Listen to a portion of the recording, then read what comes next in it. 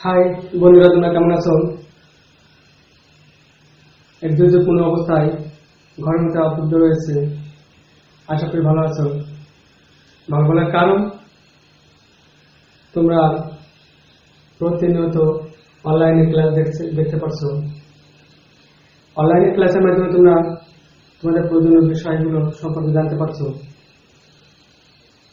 আর দেরি নয় বন্ধুরা, তোমরা তোমাদের বন্ধুদের শেয়ার করে দাও, বলে দাও, জানিয়ে দাও এখনই অনলাইনে ক্লাস হয়ে গেছে। কারণ তোমাদের একটা শেয়ারে তাদেরকে উৎসাহিত করবে অনলাইনে ক্লাসে আসার জন্য। তারা শিখতে পারবে তাদের বিষয় সম্পর্কে। যদিও স্কুল দীর্ঘদিন বন্ধ রয়েছে, তারপরও আমরা অক্লান্ত পরিশ্রম করে যাচ্ছি অনলাইনে ক্লাসের মাধ্যমে তোমাদের কিছু জানার জন্য, কিছু শেখানোর জন্য। যদি তোমরা সামান্যতম শিখতে পারো, তাহলে আমাদের অনলাইনে ক্লাস নেওয়ার সার্থকতা। আজ অনলাইনে ক্লাসে আমার 9ম দিন। আমি আমার পরিচয় দিয়ে নিচ্ছি। আমি প্রশান্ত কুমার সাহা, সহকারী শিক্ষক, মহাজন ঘোষণার মাধ্যমিক বিদ্যালয়, কালিয়ানড়াই।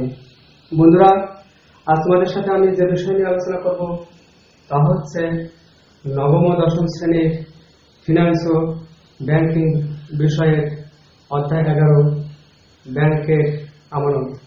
তাহলে আজকের আলোচ্য বিষয় হচ্ছে ব্যাংকের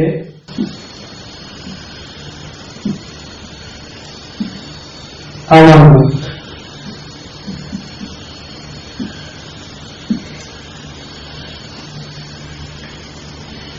সেক্ষেত্রে তোমরা খাতা কলম করে আজকের পুরো ক্লাসটা নিয়ে আমরা যে বিষয় সম্পর্কে জানবো সে বিষয়গুলো লিখে রাখবো। এবার শেষে তোমরা যে বিষয়গুলো জানতে পারবে, নম্বর 1, ব্যাংকের আমানতের ধারণা ব্যাখ্যা করতে পারবে।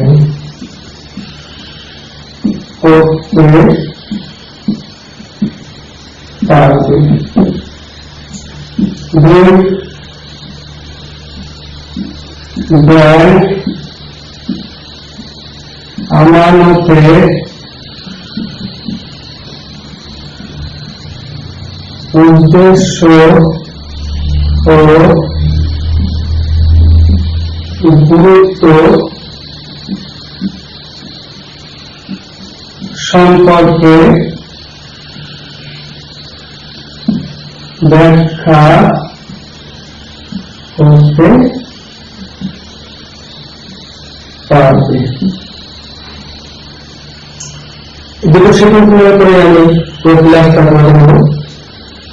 তোমার শিক্ষণ লিখে রাখো।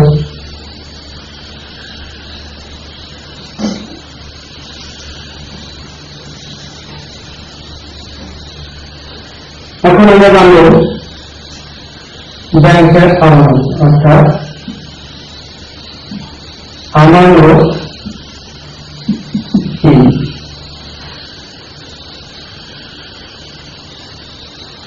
সেক্ষেত্রে আমরা সবাই জানি আমাদের গচ্ছিত অর্থ নিরাপত্তা বিধানের জন্য আমরা এককালীন অনেক অর্থ প্রাপ্তির উদ্দেশ্যে কি করি? ব্যাংক বিভিন্ন হিসাব খোলার মাধ্যমে জমা। আমরা যে পরিমাণ অর্থ ব্যাংকে জমা রাখছি, এই অর্থই হচ্ছে আমানত। আমানত ব্যাংকের মূলধন সংগ্রহের মূল উৎস। ব্যাংক বিভিন্ন হিসাব করার মাধ্যমে জনগণের কাছ থেকে আমানত সংগ্রহ করে থাকে। জনসাধারণ এবং প্রতিষ্ঠানের উপর ভিত্তি করে ব্যাংক বিভিন্ন হিসাব করে থাকে। যেমন ব্যাংক সঞ্চয়, চলতি এবং স্থায়ী হিসাবে ব্যবহার আমানত সংগ্রহ করে এবং সেই সংগৃহীত আমানতের সঠিক ব্যবহার করে থাকে। সেক্ষেত্রে আমরা বুঝতে পারছি ব্যাংকের আমানত কি, অবশ্যই বুঝতে পারছি। শিক্ষার্থী বন্ধুরা, আমরা ব্যাংক আমানত বা হিসাবের উদ্দেশ্য গুরুত্ব সম্পর্কে আলোচনা করব। ব্যাংক আমানতের উদ্দেশ্য ও গুরুত্ব।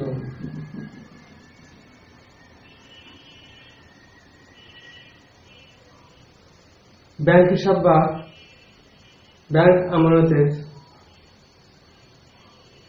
উদ্দেশ্য গুরুত্ব গ্রাহক বা আমানতকারীর ক্ষেত্রে এক ধরনের হয়ে থাকে, ব্যাংকের ক্ষেত্রে অন্যরকম হয়। আবার সামগ্রিক অর্থনৈতিক উন্নয়নের ক্ষেত্রে ব্যাংক আমানত বা ব্যাংক হিসাব বিশেষ ভূমিকা পালন করে থাকে। আমরা এই ব্যাংক আমানতের উদ্দেশ্য গুরুত্ব একটি চার্টের মাধ্যমে বোঝার চেষ্টা করব।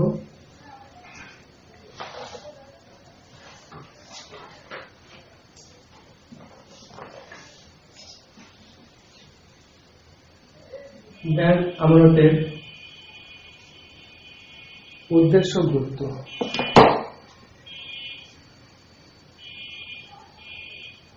গ্রাহকের ক্ষেত্রে অর্থের নিরাপত্তা বিধান। এখানে অর্থের নিরাপত্তা বলতে যেটিকে বোঝানো হয়েছে, আমানতকারী তার উদ্ধৃত অর্থ বাড়িতে রাখলে নিরাপত্তাহীনতায় ভোগে, কিন্তু সেই অর্থ ব্যাংক নিরাপদে সংরক্ষণ করে রাখে, যা আমানতকারী আর নিরাপত্তাহীনতা ভোগে না। পরবর্তী পয়েন্ট হচ্ছে ব্যবসায়িক লেনদেন। কোন ব্যক্তি বা প্রতিষ্ঠান সরাসরি অর্থ অন্য কোনো ব্যক্তি বা প্রতিষ্ঠানের সাথে লেনদেন করা যতটা ঝুঁকিপূর্ণ এবং নিরাপত্তাহীনতার মুক্ত হয়, কিন্তু সেই লেনদেনগুলো ব্যাংক তার বিভিন্ন ব্যবসায়িক লেনদেনের মাধ্যমে সম্পন্ন করে থাকে, যেমন বিনিময় বিলের মাধ্যমে পণ্য ক্রয় বিক্রয়, চেক, হুন্ডি, ব্যাংক ড্রাফট ইত্যাদির মাধ্যমে এক স্থান থেকে অন্য স্থানে অর্থের আদান প্রদান করে থাকে, ব্যাংক হিসাবের মাধ্যমে করা হয়। ঋণের সুবিধা ব্যাংক চলতি, সঞ্চয়ী এবং স্থায়ী হিসাবধারীদের হিসাবের বিপরীতে তাদের প্রয়োজনীয় অর্থ ঋণ হিসাবে প্রদান করে, যা তারা তাদের ব্যবসায়িক কার্যাবলী সুষ্ঠুভাবে পরিচালনা করতে পারে। চতুর্থটা হচ্ছে ঝুঁকিহীন বিনিয়োগ। এই ঝুঁকিহীন বিনিয়োগটা কি? শিক্ষার্থী বন্ধুরা, বর্তমান সময়ে অনেক প্রতিষ্ঠান আছে যারা ক্ষণিকের জন্য জনগণকে অত্যাধিক লাভের প্রলোভন দেখে অর্থ সংগ্রহ করে লাভপ্রাপ্ত হয়ে যায়, কিন্তু ব্যাংক তা করে না। ব্যাংক জনগণের সঞ্চিত অর্থ একটি নির্দিষ্ট হারে সুদ প্রদান করে এবং নির্দিষ্ট সময়ের পর ব্যাংক জনগণের সম্পূর্ণ অর্থ লাভ সহ প্রদান করে, যা একটা ঝুঁকিহীন বিনিয়োগ হিসেবে আখ্যায়িত। সেবা অর্জনটা কি? হিসাব খোলার মাধ্যমে ব্যাংক হিসাব গ্রহীতাদের বিভিন্ন সেবামূলক কার্য সম্পাদন করে থাকে, যেমন ভিসা, পাসপোর্ট, করা, বিদেশে লেখাপড়া করার জন্য, অথবা ব্যবসা প্রতিষ্ঠানের সাথে অন্য ব্যবসা প্রতিষ্ঠান আর্থিক লেনদেনের জন্য ব্যাংক বিভিন্ন ধরনের সলভেন্সি সার্টিফিকেট প্রদান করে থাকে। পরবর্তী পয়েন্ট হচ্ছে অতিরিক্ত অর্থের প্রয়োজন মেটানো। ব্যাংক বিশেষ করে যারা চলতি হিসাবধারী তাদেরকে জমাকৃত অর্থের প্রদান করে তাদের অর্থের চাহিদা মিটিয়ে থাকে। অর্থাৎ গ্রাহকের যে পরিমাণ অর্থ ব্যাংকে জমা থাকে তার থেকে বেশি পরিমাণ অর্থ উত্তোলনের সুযোগ প্রদান করে থাকে ব্যাংক। এবার আসি ব্যাংকের ক্ষেত্রে আমাদের উদ্দেশ্য গুরুত্ব কি? তহবিলের মূল উৎস। এই তহবিলের মূল উৎসটা হচ্ছে কি? ব্যাংক তার সিংহভাগ অর্থই জনগণের অর্থাৎ আমানতকারীদের সঞ্চিত অর্থ থেকে সংগ্রহ করে থাকে, যা মূলধন সংগ্রহ করে যা মূলধন গঠন করে এই ব্যাংক। বিনিয়োগটা হচ্ছে কি? আমানতকারীদের সঞ্চিত অর্থ ব্যাংক বিভিন্ন লাভজনক খাতে বিনিয়োগ করে মুনাফা অর্জন করে। বৈদেশিক বিনিময় ব্যাংক বৈদেশিক মুদ্রা ব্যবসাও করে থাকে, যার ফলে অনেক জনগণ ব্যাংক হিসাব করে এই বৈদেশিক বিনিময়ের জন্য। বিশেষ করে যারা বিদেশে থাকে তাদের অর্থ পাঠানোর জন্য ব্যাংক হিসাব করতে হয়। শুধু ব্যক্তিরা, প্রতিষ্ঠানের ক্ষেত্রেও ব্যাংক হিসাব করতে হয় বৈদেশিক বিনিময়ের জন্য। এবার আসি সামাজিক অর্থনৈতিক উন্নয়নের ক্ষেত্রে ব্যাংক আমাদের উদ্দেশ্য গুরুত্ব কতটুকু। সঞ্চয়ের প্রতি প্রবণতার সৃষ্টি। সঞ্চয়ের প্রতি প্রবণতার সৃষ্টি হচ্ছে গ্রাহকরা বা আমানতকারীরা তাদের অর্থ বিক্ষিপ্ত বা অলস বিক্ষিপ্ত অর্থ ব্যাংক হিসাবের মাধ্যমে সঞ্চয় করে, যার ফলে জনগণকে সঞ্চয়ের প্রতি প্রবণতা সৃষ্টি করে থাকে এই ব্যাংক হিসাবে। পুঁজি বা মূলধন গঠন। ব্যাংক হিসাবের মাধ্যমে অলস বিক্ষিপ্ত অর্থ পুঞ্জীভূত করে জনগণের পুঁজি বা মূলধন গঠনের সহযোগিতা করে থাকে। বিনিয়োগ ও উৎপাদনটা হচ্ছে ব্যাংক আমানতকারীদের অর্থ বিভিন্ন লাভজনক খাতে বিনিয়োগ করে থাকে, যার ফলে বিনিয়োগের পরিমাণ বৃদ্ধি পায় এবং বিভিন্ন শিল্প প্রতিষ্ঠানের মালিকগণ অধিক উৎপাদন করে, যা দেশের অর্থনৈতিক উন্নয়নে গুরুত্বপূর্ণ ভূমিকা পালন করে থাকে। আন্তর্জাতিক বাণিজ্য। ব্যাংক হিসাব আন্তর্জাতিক বাণিজ্য গুরুত্বপূর্ণ ভূমিকা পালন করে থাকে, যেমন আমদানি রপ্তানি বাণিজ্যের ক্ষেত্রে ব্যাংক হিসাবের মাধ্যমে সম্পন্ন হয়, যার ফলে আন্তর্জাতিক বাণিজ্যের ব্যাপক প্রসার ঘটে থাকে। প্রিয় শিক্ষার্থী বন্ধুরা, আমরা ব্যাংক আমানতের উদ্দেশ্য ও গুরুত্ব সম্পর্কে জানলাম। নিশ্চয়ই তোমরা বুঝতে পেরেছ যে ব্যাংক আমানতের উদ্দেশ্য আর গুরুত্ব কতটুকু। আজ আমরা কি শিখতে পেরেছি সে সম্পর্কে জানার জন্য আমি তোমাদের কয়েকটি প্রশ্নের মাধ্যমে তোমাদের চিন্তন দক্ষতাকে যাচাই করতে চাচ্ছি। এসো আমরা কয়েকটা প্রশ্নের মাধ্যমে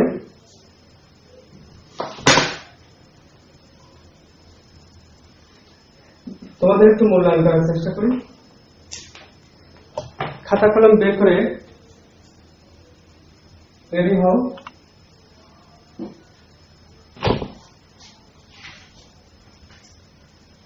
নাম্বার 1,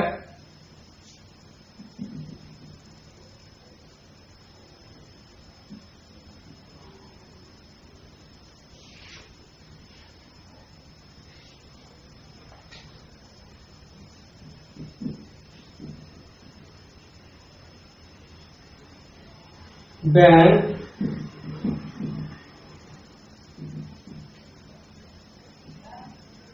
আমানতকারী কে? এই ব্যাংক আমানতকারী কে? কে ব্যাংক আমানতকারী হয়? উত্তরটা ঝটপট লিখে নাও এবং আমার সাথে মেলাও।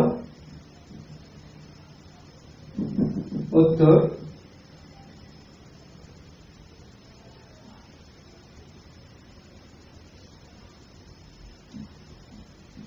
ব্যাংকের গ্রাহক। 2 নম্বর, ব্যাংক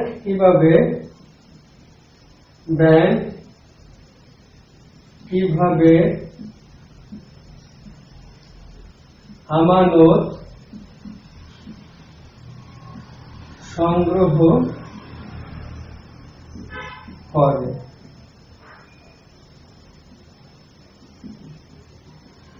উত্তরটা তোমরা লিখো এবং আমার সাথে মেলাই নাও।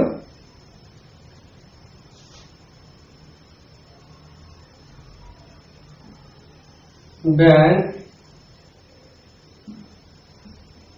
বিভিন্ন হিসাব খোলার মাধ্যমে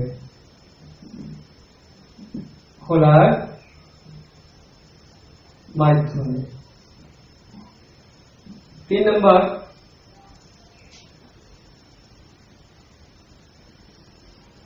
অর্থের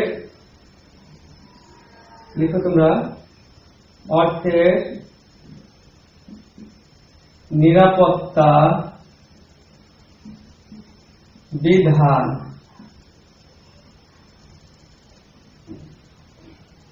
এটি কোন ক্ষেত্রে প্রযোজ্য? অর্থের নিরাপত্তা বিধান এটি কোন ক্ষেত্রে প্রযোজ্য? অর্থাৎ ব্যাংক আমাদের উদ্দেশ্য গুরুত্ব 3টা ক্ষেত্রে ছিল।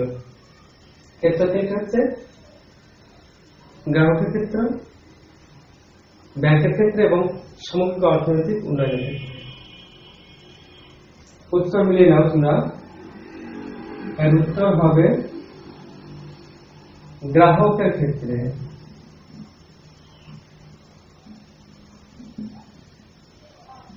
চার নম্বরে লিখো, ব্যাংকের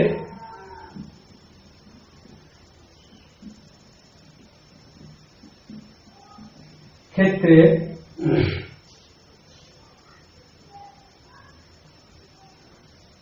ব্যাংক আমানতের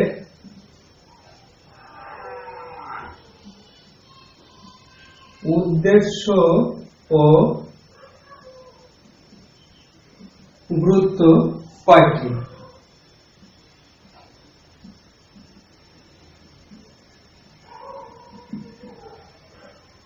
উদ্দেশ্য ও গুরুত্ব কয়টি? ওখানে যে 3টে ক্ষেত্র আছে, প্রত্যেক ক্ষেত্রের উদ্দেশ্য গুরুত্ব কয়েকটা ভাগে আছে। আমাদের ব্যাংকের ক্ষেত্রে কয়টি? 3টি। সর্বশেষ 5 নম্বর,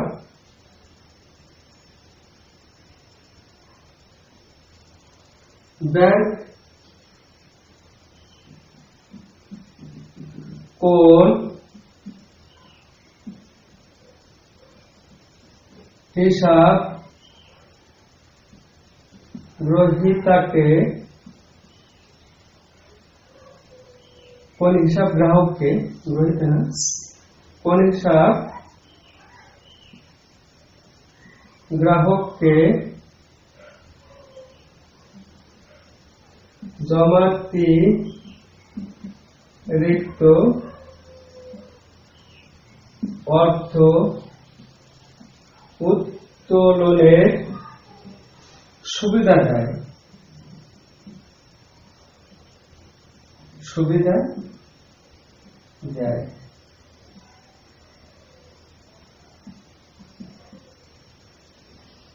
তুমি উত্তরটা মিলিয়ে নাও। এখানে কি বলছে, ব্যাংক কোন হিসাব গ্রাহককে জমাতিরিক্ত অর্থ উত্তোলনের সুবিধা দেয়। উত্তরটা হবে চলতি হিসাব, চলতি হিসাবের গ্রাহক।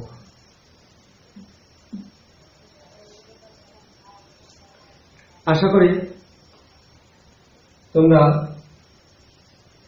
এই প্রশ্নের উত্তরগুলো সঠিকভাবে লিখতে পেরেছ। এখন তোমাদের ছোট্ট একটা কাজ দেব, যা আগামী দিনে আমি ক্লাসের প্রথমেই সেটা যাচাই করব। বাড়ির কাজটা তোমরা লিখে নাও।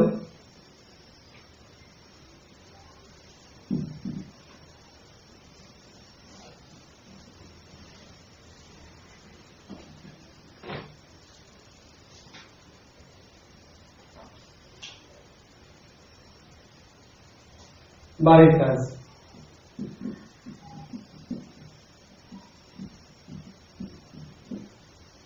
জনগণ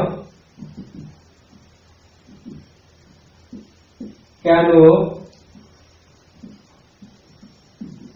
ব্যাংকে হিসাব খোলে ব্যাখ্যা করো। এটা তোমাদের বাড়ির কাজ থাকবে। প্রিয় শিক্ষার্থী বন্ধুরা, আজকে ক্লাস এখানেই শেষ। তোমরা বাড়িতে থাকো, নিরাপদে থাকো এবং আগামী দিনে আমার ক্লাসে উপস্থিত হয়ে ক্লাসটা উপভোগ করবা, এই শুভকামনায় আমি এখানে শেষ করছি। তবে আরেকটা কথা, আমি প্রতি মঙ্গলবার এবং শুক্রবার ক্লাস নিয়ে